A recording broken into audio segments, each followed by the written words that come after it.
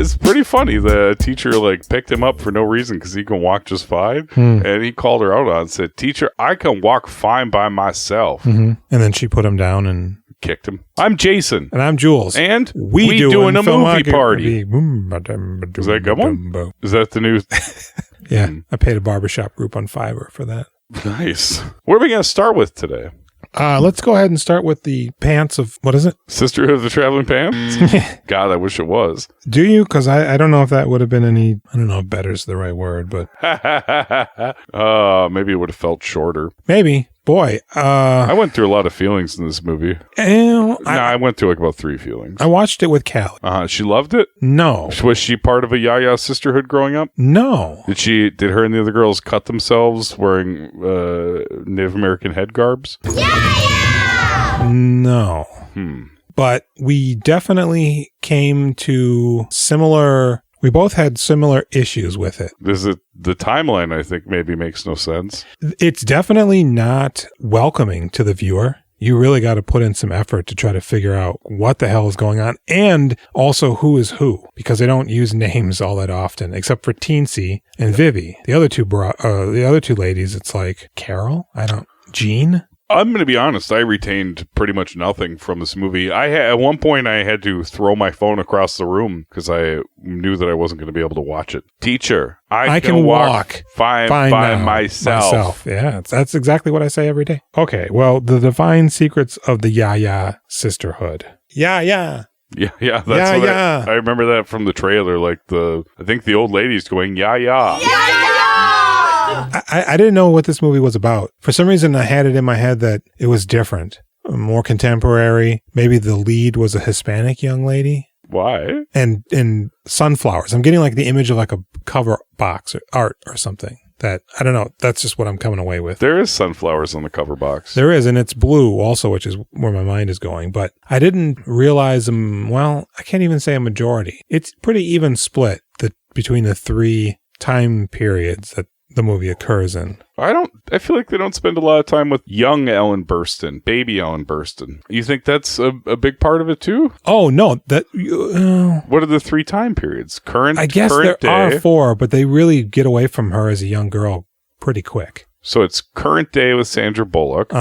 It's Sandra Bullock at 12 with Ashley Judd. That's what I was assuming. What's your 3rd timeline? Oh, I guess it was her as a young girl is what I was thinking of. I don't understand how old the people are supposed to be in this movie. The old ladies make sense. Kinda. Sandra Bullock does not make sense, because what is she, 12 in 1958? That's what I'm wondering, right? Because she's supposed to be 40 in whenever this is. I guess 2002. Let's just say 2000. Right, so she was born in 1960? So that should be 1972 when her mom's flitting around. Right. And it seems like it's the early 50s? Right, but it is the rural South, so it could just be behind in the times. But yeah, it definitely felt like Ellen Burstyn was... Oh, Ellen Burstyn's in this. What's her name? Burstyn? Burstyn. Burstyn at the seams. Choose my Sarah! Yeah. It definitely feels like she is too old to be Sandra Bullock's mother, but then Sandra Bullock seems too old to be her daughter when she's younger. There's a part, and we're jumping around already, but when there's a fight that we see, which is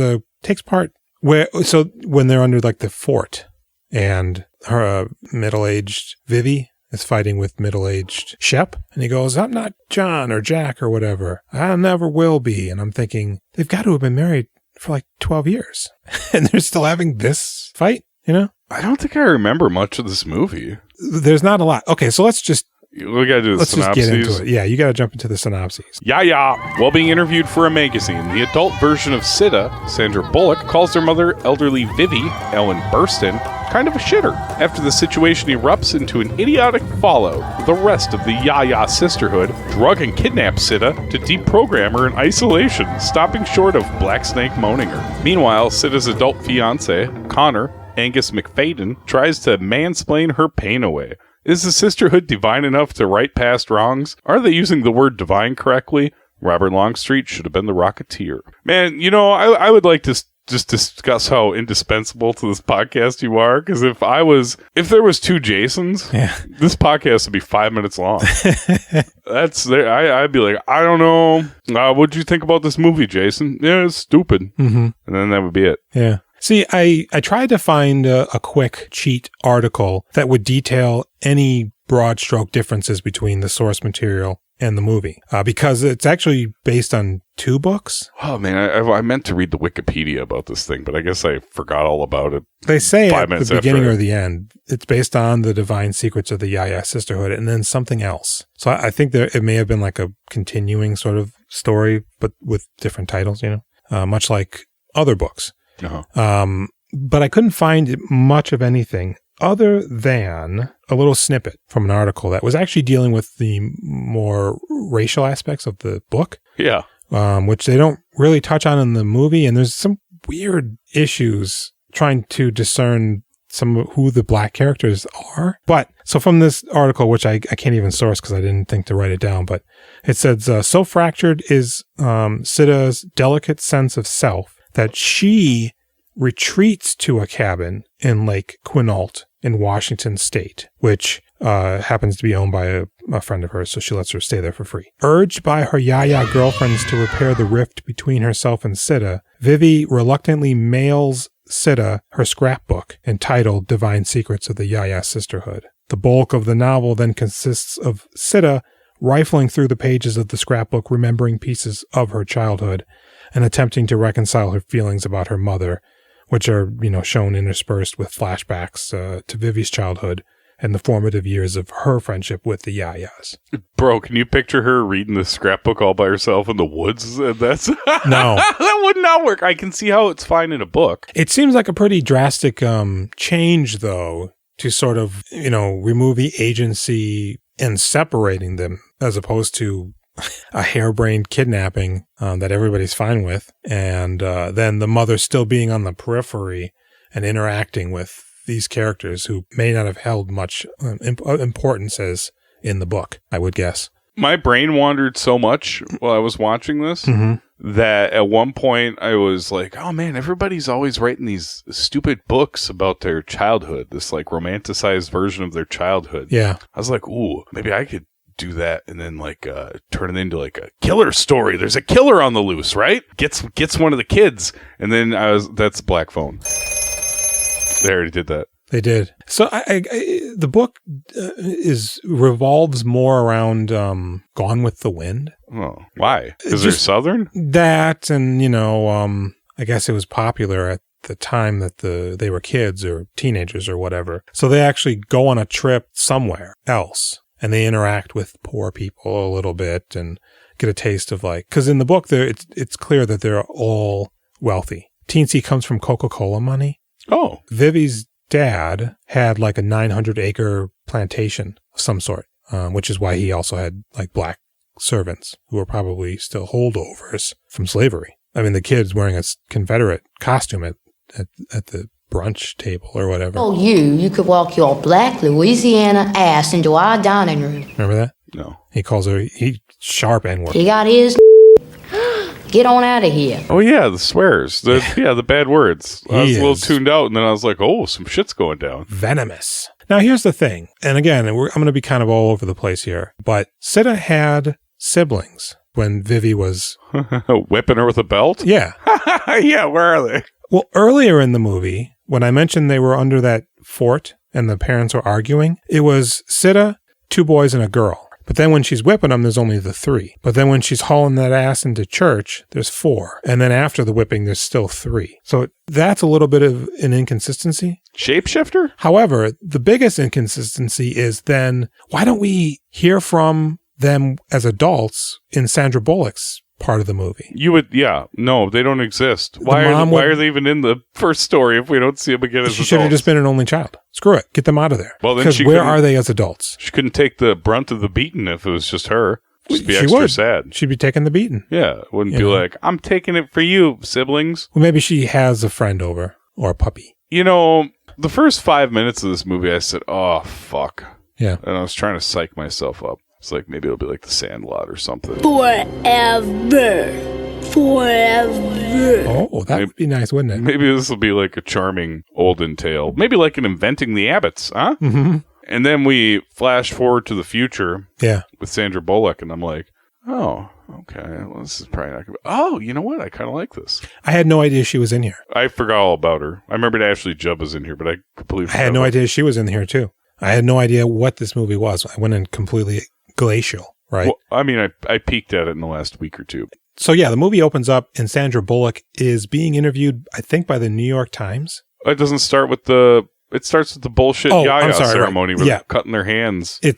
So they sneak out, they go to the woods, put on handmade ornamental headdresses so also in the book, there's a lot more of the sisterhood's divinity because they lean heavily into that Native American stuff, but it's also like Southern, like Creole almost, or French, because it's in the bayou. And so that like weighs more heavily into it. And in this, it really doesn't. They just say Ya-Ya all the time. Yeah. Is Ya-Ya supposed to be something? Yeah, maybe they get into that, what that means in the book. But the only time it comes up again is when Rockford catches his wife in the yard in a circle of sparklers. Yeah. Talking, from our vantage point, it looks like she's talking to him. She's looking up at the camera, and then we see his perspective looking down out the window at her. Oh, I thought she was talking to our Lord and Savior. That is who she's talking to, but just the framing of it. I was going to say Jesus Christ, but... I think she's talking specifically to the Holy Spirit. So they do the thing, they cut their hands, they drink chocolate from a chalice, they give themselves, mystical names, and they all have a cute little reaction moment. And then the embers from the bonfire emerge and ya. And then we fast forward to, it's like New York and, everything's fast paced and she's like a playwright and she's being interviewed by the New York Times, I believe. Now, I kind of assumed that her mother was famous because we also see her putting on her makeup in the vanity. And the article seems to be about Sandra Bullock's relationship with her. So I'm like, oh, maybe she was an old actress or something. She's just an old Southern lady, right? Exactly. Full of pomp and circumstance. And so she ends up basically being like, yeah, she was kind of abusive and drank. And the writer basically then turns around and releases the article that's like, her mom was a drunk abuser. Now, when she's talking to her in the theater, on stage, it's a liquor store. You remember that? I was confused by this because it looked like it was like a movie theater. That some people came up on stage and then they're like, is that what you wanted? Yes, I'm Sandra Bullock, yes. It is a small stage and then the sign. Yeah. Right? We then see that later in the movie when she was a kid and middle-aged Vivi took them all in the car and drove, I guess, to get liquor. So I don't know if the play she's working on is autobiographical or sure sounds just takes like place literally outside that one liquor store. I don't know. So, of course, she sees the article first and she's like, oh no, my mom's going to fucking flip. And Connor, Connor, give me a Xanax. No, give me no, Xanax. no, Connor, no. please. Opening nights only, babe. Connor sounds right. he is all like, oh, don't say, Viv. That's not. What is that? Sidda. He's Dracula? Yeah.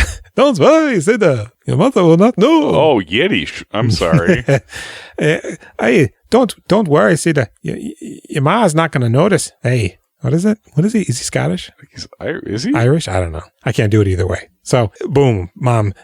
She sees it. Your mom's a drunk. She's a stupid bitch. and so you're both stupid. he always has his socks and shoes off in this. He's a foot guy? I don't know if you noticed that. You don't see a lot of bare feet in movies. A lot of people are wearing, Kevin Costner was wearing shoes and what's her name's Fuck bed. your couch. And so, the mom calls. And she just... and eventually she sends Sidda pictures of her with her face cut out. No, yeah, it's the cut up pictures and the burned pictures. Like she went through her house and took all the photos out of the frames. Right. And destroyed them and sent the remains to her daughter. Yeah. That's a normal thing to do, right? Who then sends them back all cut up. And then the mom does something else. And then Sidda sends her via FedEx a wedding invitation. But all of the information has been cut out. Yeah. Date, Redacted. time, names. It's just, she cut them out. You probably use an X-Acto knife, And it's just all pretty idiotic. It's very stupid. It's incredibly melodramatic. And they're like, I'm done with her. I'm done with her. And the Ya-Yas are just like, oh no, we got to jump into action. What do you think about Sandra Bullock? I like her. Do you? I do. Okay, interesting. Ebbs and flows. I don't like her when she's all American girl. I like her when she's sort of a little bit more ribald and loose. I didn't like her in this movie. I didn't think she was good. Well, the material is pretty trash, I would say. Yeah, but I still like Ellen Burstyn was pretty good. A lot of people were pretty good. I did not like Sandra Bullock at all. Well, the problem for me is that Ellen Burstyn? Yeah, you're calling her Burstyn again. Bernstein.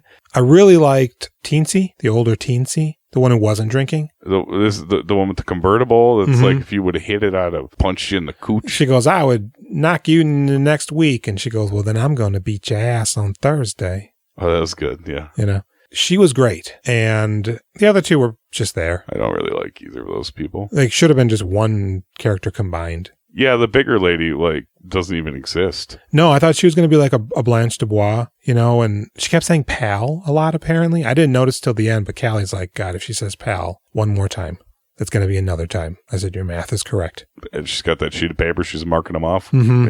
Yeah. You know, she's got the gas oxygen tank. I'm thinking like, oh, maybe that'll come up later. She's going to explode. Or she's going to need it. And then not it's going have to it? interrupt the fight. And then they go to the hospital and they, you know, they do that in movies. She can't swim. She's underwater. Exactly. She's got it. And she uses it to shoot herself to the surface. But Yeah. then she gets the bends. Mm-hmm. She did it to herself. Yeah. You know, so I will say this. I think all of the more dramatic moments, the revelations, none of them feel big. No. Or what would you call that?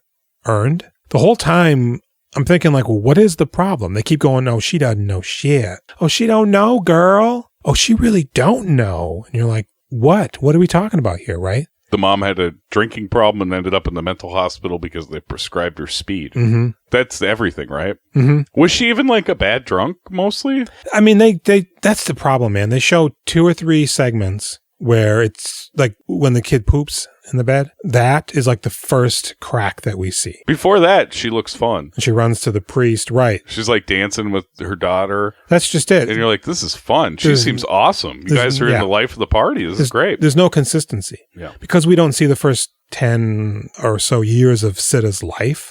We don't know how she was raised up to this point. And the few moments that we see seem like nice. It was a weird game where they're playing Who's Drowning or whatever, but Yeah. there was a magical moment there between them. I'm going to put my mouth on you now. Uh-huh. And I'm going to stand above you and drip in your eyeballs as you look up at me. And then the Robert Longstreet segment, which is later in the movie, it's like, okay, this must still be before she was committed, right? It's like the very end, though, of the movie. So I feel like it's afterwards when she's come back. That's just it. It's like But yeah, I guess timelines There's don't matter. no- It could be before or after. break or change, you know, longer hair, something that can help you, like in Jesus' Son, even though that's all over the place, you can still kind of follow it. And that's a pretty ramshackled movie, Mm-hmm. you know. This is a big Hollywood production. I didn't mention this earlier, but I think it had Yeah, where's the trivia, bro? a budget of $27 million Yeah. estimated. It grossed $69.5 million. So it was a bona fide. You know, this is like, I think that Ashley starts Judd, Sandra Bullock, girl movie. that. I bet you Oprah was behind this. You think, yeah, I Not guess. like involved in the making of it, but was like rallying. We got this book in the Oprah Book Club, Mhm. and now here comes the movie. I feel like the Sister Pants one is similar. Maybe not I think that's a nice movie. thematically, but I think it's about teenage girls. it's Like, that's it's supposed not. to be about the celebration of, like, you know, women and emotion. And But this thing's just It's a like turd, kind of yeah. depressing. there's not a lot of trivia, to be honest. The tagline is Mothers, Daughters, the never-ending story of good versus evil. Who's what? That sounds like Annabelle 5 or something. Yeah. Who's the bad guys? No idea, man. And the only other trivia that I had from IMDb was that it was filmed in Wilmington, North Carolina, at the same time as A Walk to Remember. Oh, you like that one with your boy Shane West? I should have watched that one instead of this one. Maybe, hey, here's the tagline for it.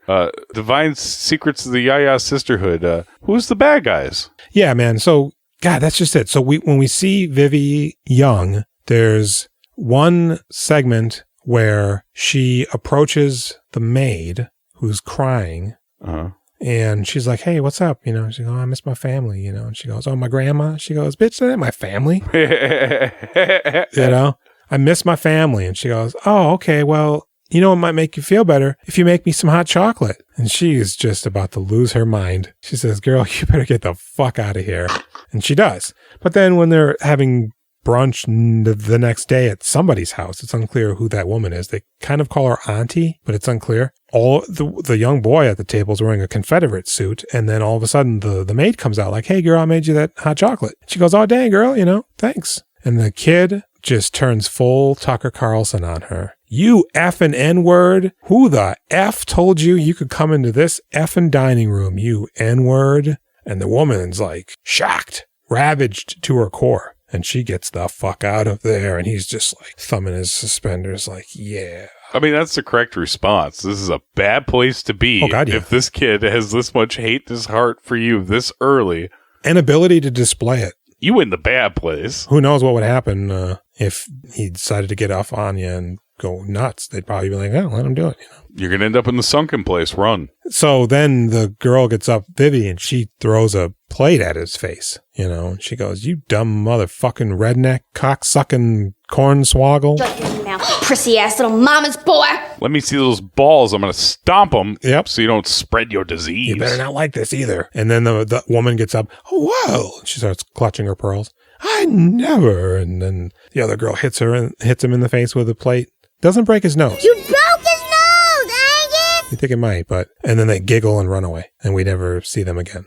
Is that the same... That was young James Garner. That's who she marries. Oh, would that be something? Yeah. Because we briefly see Teensy caring for an elderly black woman. Yeah. Is that her? Yeah. So she's just... Still so maybe that was Teensy's brother? Isn't he the guy that dies in the...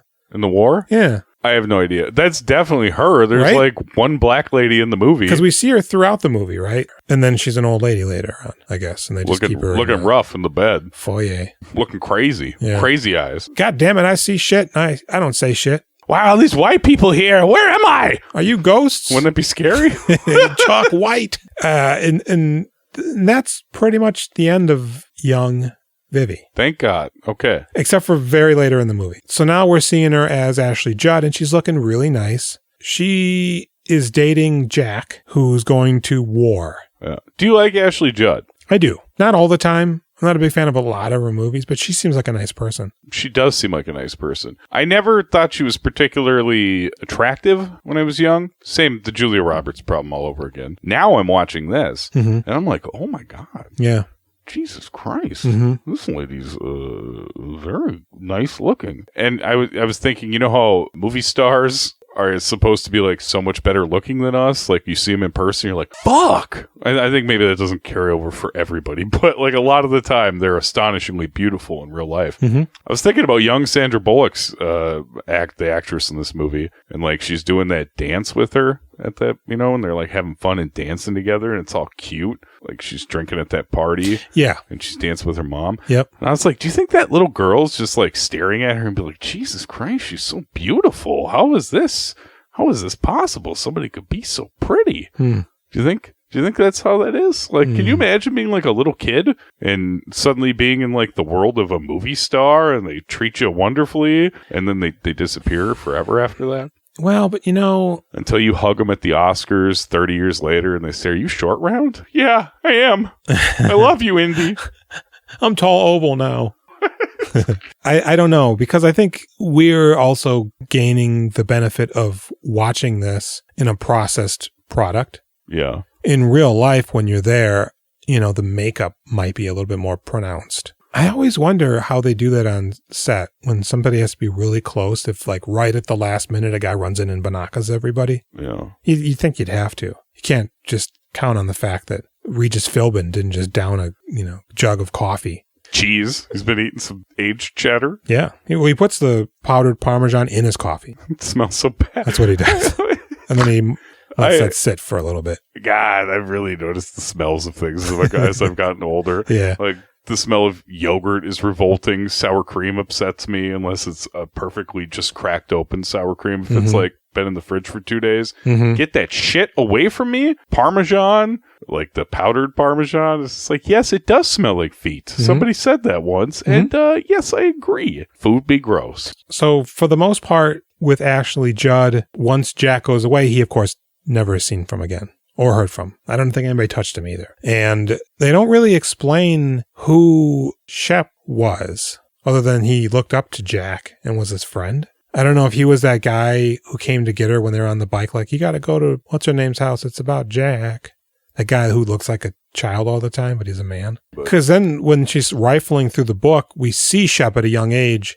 It time progresses in the photos. We see her with Jack, with the girls, with Jack, and then no Jack. And then Shep is there. And it's not James Garner. It's somebody else. They didn't de-age him. And you're like, well, where did Shep come from?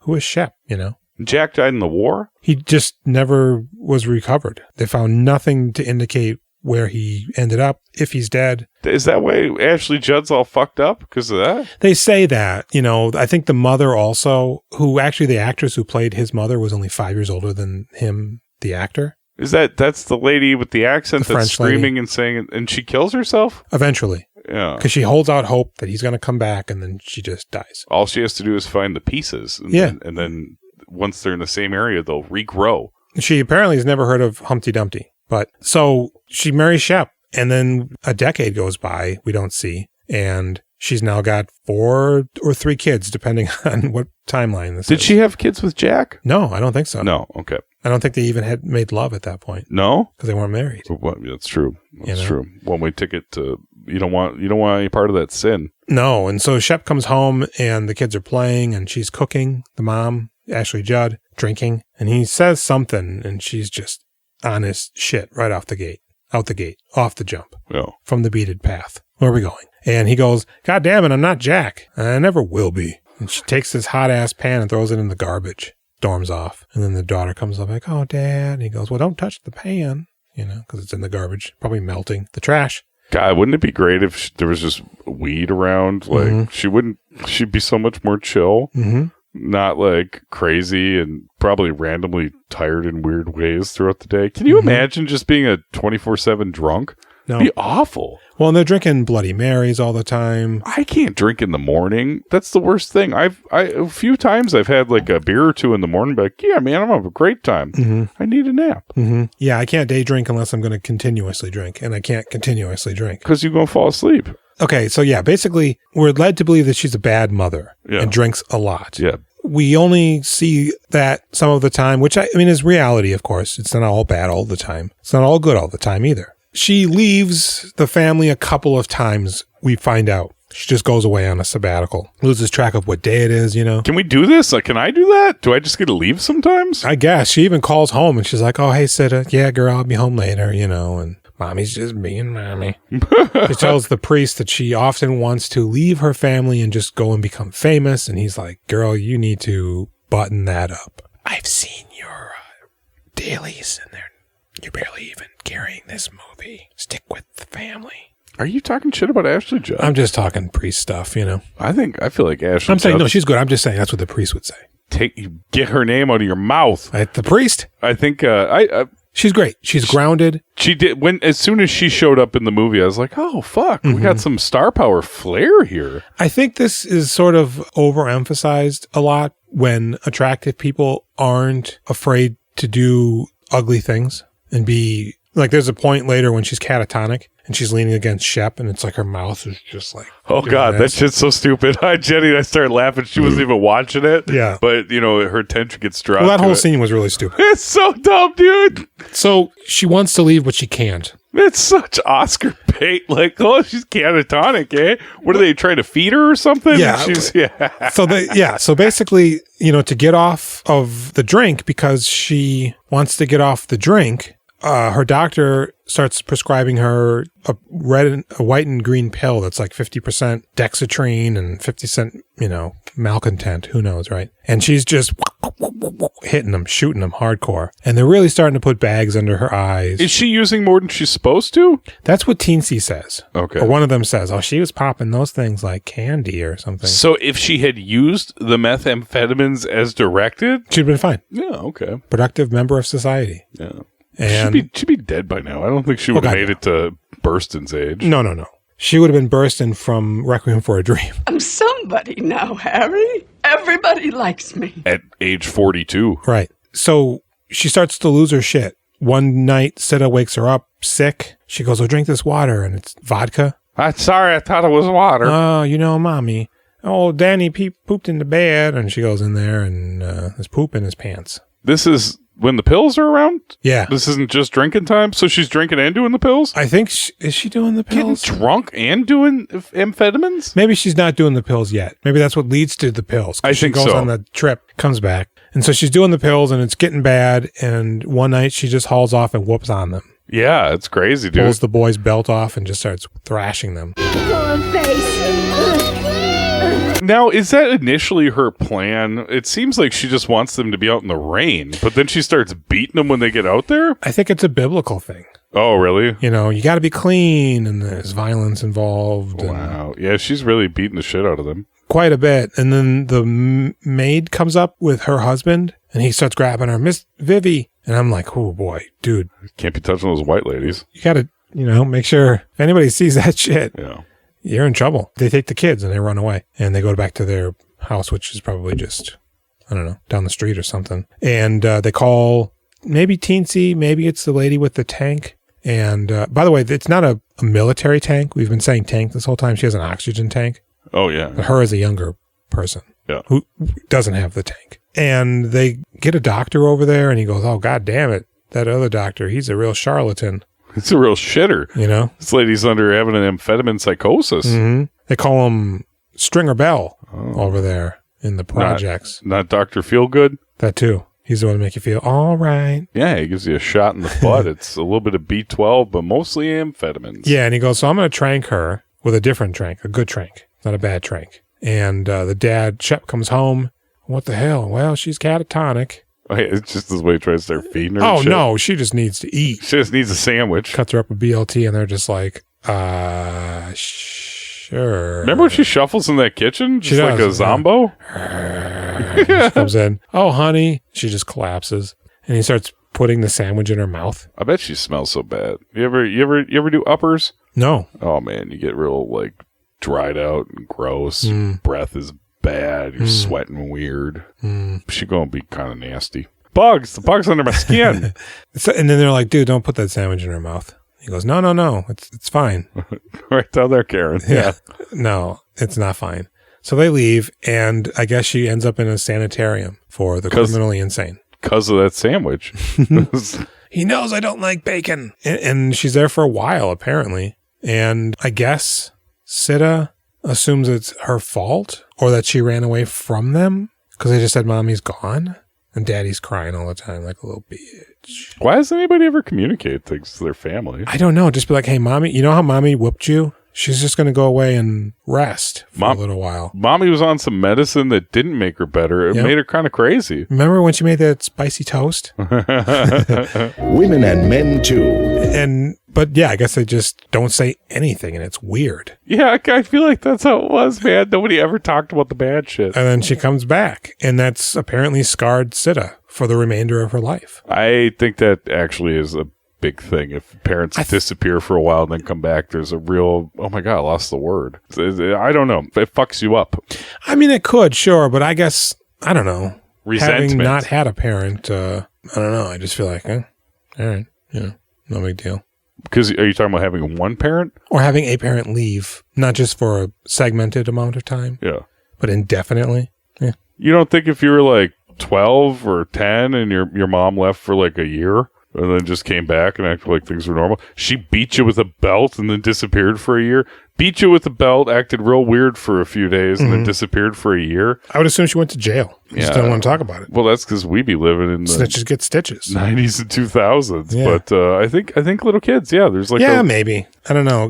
Because they always say, she basically says that she never had a relationship with her mother. But we see through the scenes. Yeah. She has a pretty wonderful one. I do have to jump back because there was a weird scene where Vivi was Ashley Judd. Her dad, that guy that we know. Yeah, what's up with that? Gave her a ring. Yeah, what was that whole thing? Was she molesting her? Well, that's the thing. It's at their engagement party or whatever. And that's her mom. Cherry Jones is her mom? Or that's okay.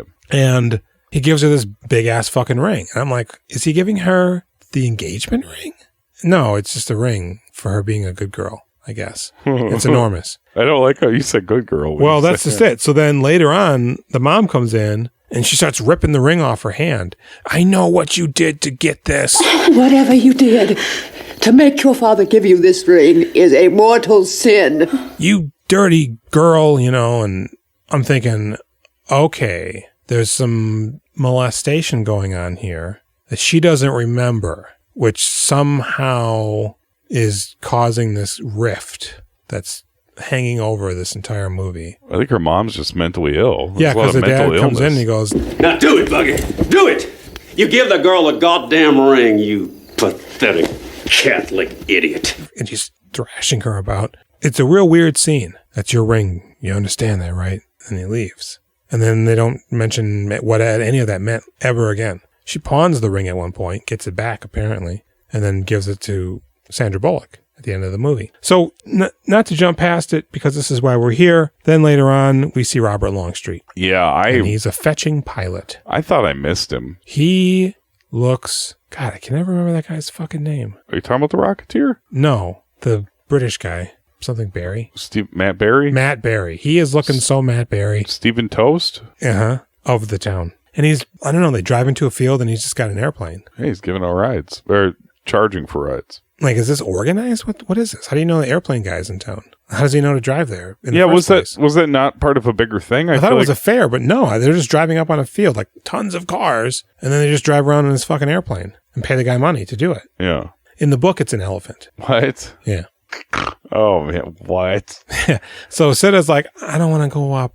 And she is like, okay. And then they get home, and Sidda's like, I want to ride in the airplane. Well, why didn't you do it when you had your turn? I don't know. So they do a whole thing at the gas station, and they get the money, and they go to see Robert Longstreet. I thought she was going to have sex with him. Yeah? When he goes, ma'am, I got to go to Baton Rouge and then fly to Macon, Georgia in the morning. And I've been here since 7 a.m. But I can pay you a whole $1.18. Lady, $1.18 won't cover the gas to get us off the ground. I thought it was going to be a Forrest Gump thing. Yeah. That's what it is. Her mom's had an affair. And then I thought when she was in the sanitarium, Shep was going to have an affair with Teensy, whoever was the lady that was always around. Yeah. And I was like, oh, that's what it is. He has an affair. No. It's nothing. It's in the scheme of things. And all this time, Sandra Bullock is also calling off the wedding with her actual fiance. Yeah, this is like... Because he goes, hey, maybe you should just fucking suck this one up and just get past this. What do you mean? Well, you don't want to have these feelings when we have children of resentment towards your mother. And are you saying I'm going to be a bad mother to her kids we don't even have? Don't you dare send out those wedding invitations. This is pretty wild. She just nukes her relationship. He seems like he's very supportive of her. The only sense talker in the movie. He seems like a reasonable Joe. Yeah. And she hangs up on him and he realizes that he doesn't know where she is. So he can't call her back. There's no caller ID. So he calls her mother. Are we not going to talk about Longstreet anymore? No. I mean, he's in it. I thought he was good. Yeah, he's great. I liked him. I totally bought him as a pilot. I thought he looked handsome. I thought he looked like a pilot. He looks like he's of that time. Yeah, he had a really good vibe. I was impressed. That's why when I saw him in the leather jacket, I was like, this guy could have been the Rocketeer. I just watched the Rocketeer. Oh, is it in LA? Is that any good? It's fine. So yeah, he's the pilot. He's got a decent amount of lines. More than I would have expected. I thought he was barely going to be in it. When because I'm getting pretty close to this point, and I'm like, what is he in this movie? If it says party goer, I'm going to be so pissed. I had zoned out so many times during this boring fucking movie that I was certain that I missed it because it is the last 20 minutes of the movie. So I saw a pilot, and I'm thinking, okay, so when Sandra Bullock finally goes home, yes, he's going to, for some reason, be the pilot on her Delta plane and they're going to talk. Who knows? And no, it's actually, this sort of feels like something out of Big Fish. I've told 1,000 facts. Well, it's what I do. I tell stories. Eventually, she does get the money and they take him up and they drive around and they crop dust the house. Yeah, it's so give stupid. Everybody cancer from the DDT. And again, if this is after she's been committed, you'd feel like this would be one really powerful moment that would help rekindle their relationship and not lead to what we're told sort of is a big thing, even though it doesn't feel like any of the actors really express it as being that big of a deal. And she's reading the book and, eventually Colin, he comes to them and blah, blah, blah, blah, blah. They all make up and then they have a party for Vivi's birthday where her and Sandra Bullock officially bury the hatchet and the movie ends. Not quite. They bring her in and make her a member of the Ya-Ya Sisterhood. And I'm thinking, why didn't you say this for the fucking sequel? I hated that so much. It was dumb. It was so stupid. Because there's like, it's so tongue-in-cheek. How about when they drug her in the beginning, though? How about that? That was pretty good.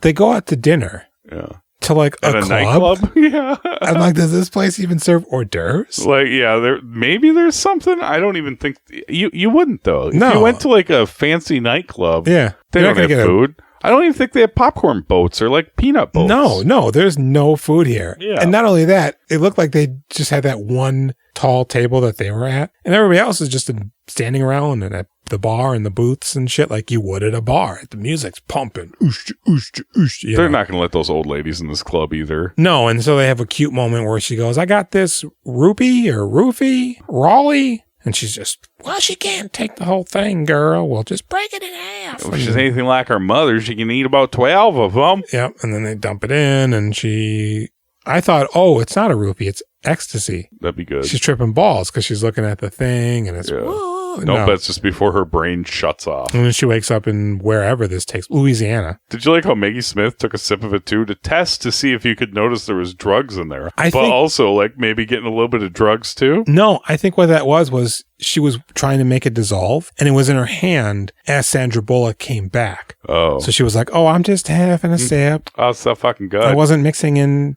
roofies. Grainy. Yeah. And you know what food they would have at this bar? Like onions, oysters, olives. No, onions and olives for drinks. That's it, man. Orange peels. Yeah. Fruits and vegetables. Fuck. Have a maraschino cherry, girl. It's you. God, you know when I would have to make like twists for cocktails when I worked at the bar? What bar? Oh, the local, you know, like people would order some stupid drink and it comes with an orange twist in the drink. You guys are having a fucking waiter who barely washes their hands, ripping the meat out of your fruit and then twisting it in their dirty fucking hands. I mean, I'm not that filthy, but still, that's gross. Well, what you don't want to think about is how much sweat is in your food. Yeah. Because kitchens are hotter than a motherfucker. So fucking hot. And everybody's wearing those chef and clothes they're just too. Dripping sweat everywhere. So you like this movie a lot? I didn't. And it was,